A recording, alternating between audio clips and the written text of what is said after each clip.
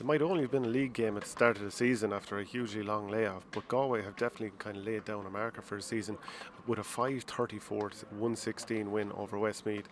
Now, I was coming over to Parnell Park, so I missed some of the second half, but I think we saw a lot from that first half to suggest that Galway have probably added a few strings to their bow for the 2021 season. Evan Nyland at centre forward, I thought the way he dropped deep, got involved in the play, very good. Obviously, his free taking was absolutely sublime, especially in that first half when I saw. A special mention has to go to Kieran Doyle with that point he scored for Westmeath during the first half. Ball hand passed to him out by Davy Glennon, and must have been 35, 40 yards out. Just doubled on it first time. I might try that out in the park during the week, so see how I get on. But the Galway team were very much going for goal. I felt from the start of the game. I thought that Conor Whelan, obviously the way he broke onto that ball for the first goal, he's always going to be looking for goals, and a couple of times he tried to set up some of his teammates for scores as well. That goal he got early on in the game, it was notable that Tommy Doyle was pulled away from full back, and Tommy Doyle had a brilliant start to the game. Then Niall Burke started to get a few scores, but Niall Burke had pulled Tommy Doyle away from goals. Long ball down the field, ended up in a bit of a disaster then for Westmeath, who conceded a goal. And Conor Whelan, he's always going to do that for you. But throughout the first half, I thought there was times when Johnny Cohn was out in the wing at one stage, and he put a nice ball across for I think it was Aidan Hart to score. But another time he put a ball across, and it led to a goal chance as well.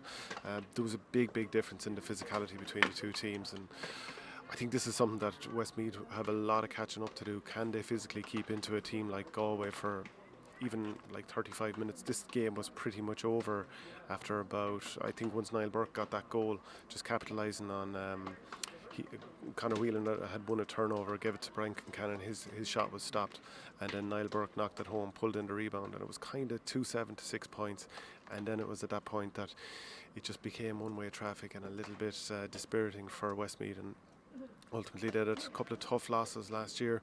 Probably would have thought they'd have been in a better spot to get promoted up to the top tier of the championship, but didn't do so. But Galway weren't long in making changes either. Darren Morrissey, he was brought in after 20 minutes. And there was a couple of other things, like just the fact that they're going for goal all the time. Last year they played with 5 forwards a lot of the time, and I don't think we're necessarily going to see their full hand this year, but maybe they're going to think, how can we actually work a few more goal opportunities, and definitely that seems to be the way for them. Jarlath Mannion turned his man a couple of times, and he got a goal towards the tail end of the first half. Quite impressed with him. He had another goal chance, I think around the 29th minute.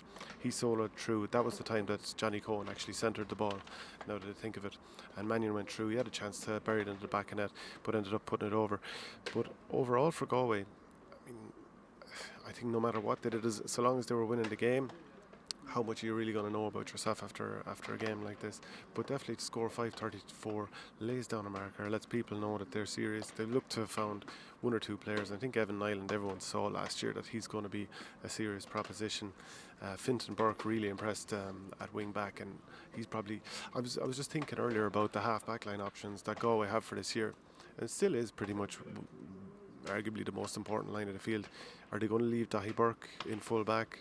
Is Grode McInerney going to remain there? But some of the other half-back options, Shane Cooney played centre-back today, and he had a rough time in the corner at times last year. He'd been brilliant centre-back for Thomas's. But Fintan Burke's a half-back option.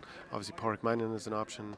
Aidan Hart has played there, and it's definitely not an area of the field where they're lacking options, so they can have a really serious half-back line, whether they put Dahi Burke out there or not. A couple of things for Westmeath. It is the athleticism part. It's not that their players can't hurl, they obviously can. Even Niall Mitchell came in, he had a nice impact before half time. That was during the first half. Niall O'Brien, a couple of nice scores. Obviously I mentioned the Kieran Doyle point as well, which was brilliant. Davy Glennon did a couple of nice things in the first half, but there was definitely a big chasm between the two teams, and lots of work for Shane O'Brien to do. But his namesake Shane O'Neill, he'll be happy enough with that, and good to get some points on the board.